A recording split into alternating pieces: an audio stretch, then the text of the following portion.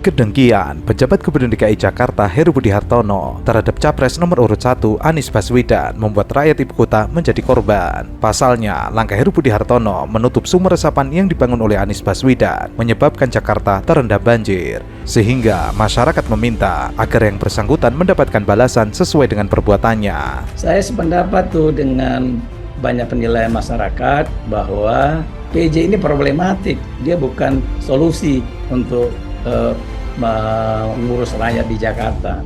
Dia menjalankan katakanlah misi dalam tanda petik atau arahan-arahan dari presiden sebelumnya, presiden yang sedang menjabat, karena dia diangkat oleh presiden dan dia juga berasal dari istana kepresidenan. Nah, dia harus sensitif itu, jaga, hati-hati. Karena kalau enggak, publik akan miring menilai dia.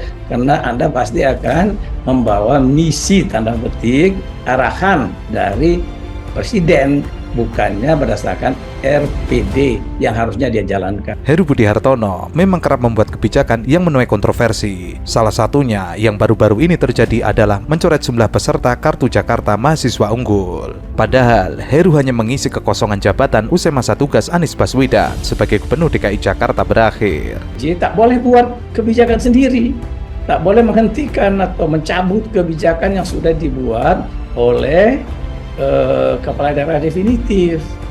Kalau dia melakukan itu berarti dia melanggar instruksi Mendagri nomor 70 tahun 2022 khusus dalam kasus Jakarta. Tapi kan kelihatannya ada kelalaian dari pihak pemerintah pusat yang abai untuk melakukan kontrol terhadap penerapan RPD. Sebagai orang yang diangkat oleh presiden dari pegawai negeri, dia loyalitasnya kepada presiden yang mengangkat. Dia setia kepada presiden yang mengangkatnya. Dia menjalankan misi yang diberikan oleh presiden, bukan misi dari rakyat yang ada di Jakarta. Setelah dilantik, Heru Budi Hartono langsung tancap gas membuat Jakarta mengalami kemunduran, yaitu dengan membuka kembali meja pengaduan masyarakat di Balai Kota DKI Jakarta. Posko pengaduan ini pernah dijalankan di era kepemimpinan Jokowi dan Basuki Cahayapurnama alias Ahok. Namun, meja aduan itu seperti mengalami kemunduran karena masyarakat sudah dipermudah dengan aplikasi Jaki. Beberapa bulan kemudian, Heru Budi mencopot Marullah Matali dari jabatan Sekretaris Daerah DKI Jakarta. Maruli lalu digeser menjadi Deputi Gubernur DKI Jakarta bidang budaya dan pariwisata. Keputusan Heru Budi ini diprotes banyak pihak. Heru Budi dianggap tidak memiliki etika dan membuat kecewa warga Betawi. Lalu Heru Budi Hartono menyetop layanan WiFi gratis Jak WiFi, yaitu layanan internet gratis bagi warga Jakarta. Jak WiFi merupakan program pemerintah DKI Jakarta saat kepemimpinan Anies Baswedan pada 28 Agustus 2020. Layanan Jak WiFi sempat dihentikan di beberapa titik pada awal Januari 2023. Informasi tersebut diungkap oleh mantan anggota tim gubernur untuk percepatan pembangunan DKI Jakarta, Tata Ujiati. Ia berkomentar dengan menunjukkan sebuah poster yang berisi informasi pemberhentian Jak WiFi mulai 1 Januari 2023. Heru Budi mengurangi penggelontoran anggaran Jak WiFi dari 174 miliar menjadi 56 miliar rupiah, sehingga titik Jak WiFi yang awalnya berjumlah 3.500 titik dipotong menjadi 1.263 titik. Heru menilai penggunaan Jak WiFi di beberapa titik tidak berjalan secara maksimal, sehingga penggunaan layanan Jak WiFi dievaluasi. Lalu, Heru juga sempat mengubah slogan Jakarta di masa kepemimpinan Anies Baswedan. Jakarta memiliki branding plus Jakarta dengan slogan Kota Kolaborasi.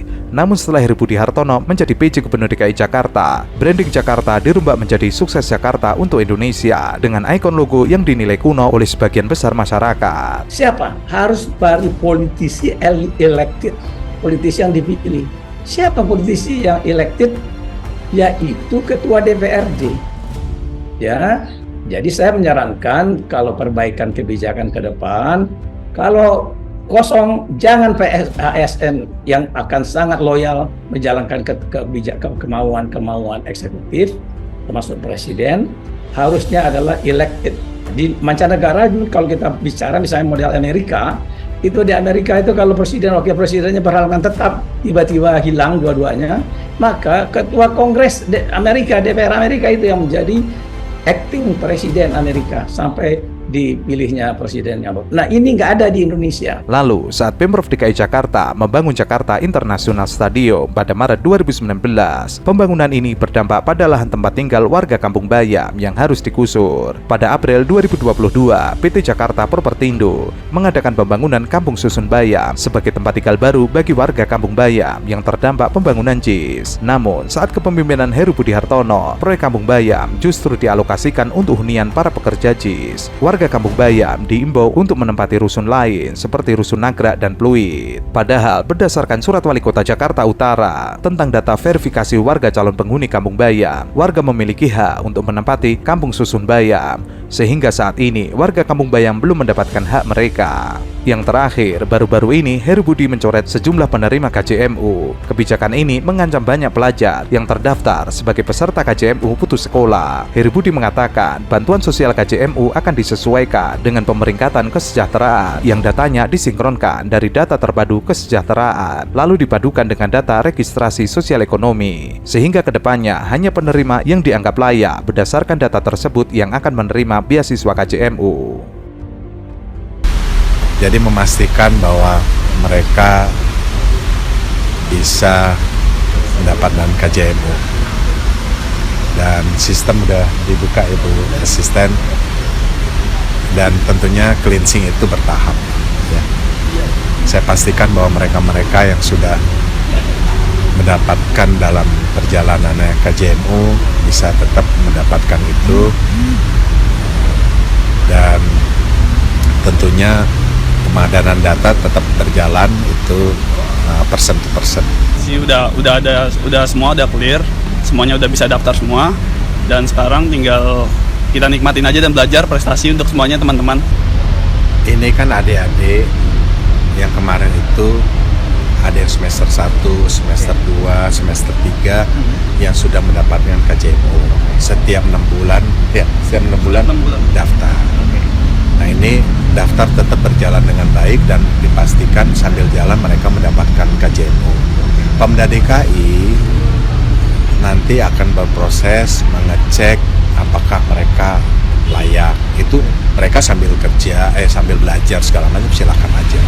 Jadi kalau nanti di cross check dengan data pajak di Spenda, Badan Pendapatan Daerah ya, Bapenda. Nah, itu kan kita lihat data-datanya yang nggak bisa kita sebutkan di sini, dan disurvei kembali ya kan, dan itu memang dia tidak harus mendapatkan KJMU karena semuanya mampu, maka ya kita hold. Nah, anggaran ini kita bisa berikan kepada masyarakat yang tidak mampu ini.